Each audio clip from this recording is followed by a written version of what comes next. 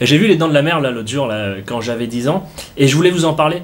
Alors pour ceux qui n'ont pas vu le film en fait c'est l'histoire d'un requin qui s'appelle Joe et il est invité à un buffet. Donc il arrive, il se sert et au début il connaît pas trop les humains. On voit qu'il goûte d'abord. Premier cadavre, la fille, tu sais elle est là.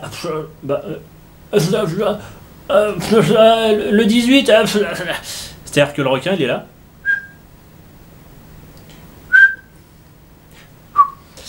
Et donc après, il commence à apprécier, il se lâche, il fait des figures avec les gens. Mais le problème, c'est qu'il laisse des restes. Et à la fin du film, on s'aperçoit en fait que si on agglomère tous les restes, on pouvait économiser un humain. Et c'est une réflexion sur la société de consommation en fait. Le requin, il a vu la pub à la télé, un touriste a acheté un mètre nageur offert. Alors il consomme, et puis à la fin, on a le trou du cul bouché. Alors le héros il est pas content, ouais j'en ai marre que tu dégueulasses ma plage là, qu'est-ce que c'est que ça? Alors le requin, bah ouais mais viens me chercher, ouais mais j'ai pas pied, il lui fait, bah justement je t'ai laissé un pied sur la plage hier matin, qu'est-ce que t'en as fait? Ouais humour de requin quoi, c'est... Mais elles sont lourdes ces blagues, lui ça le fait marrer, il sourit tout le temps, mais je veux dire, sur la plage personne piche son humour quoi.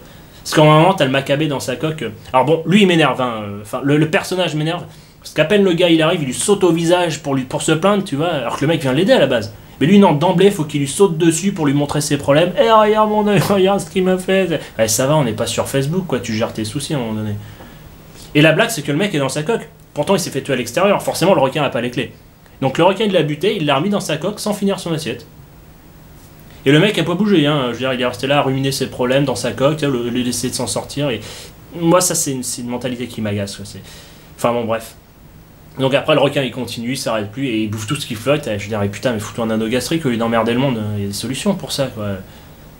Et la fin est classe quand même. Alors t'as le requin, il monte carrément sur le bateau, il est là, il est en perpétuelle mastication, il mâche tout ce qui passe, il en peut plus le mec, il a trop faim.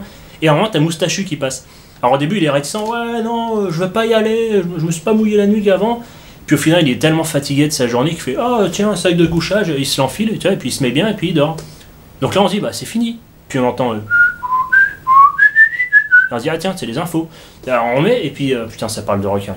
Et on voit le héros qui est en train de mettre une bouteille d'eau dans la bouche du requin, au cas où Moustachu se réveille pendant la nuit.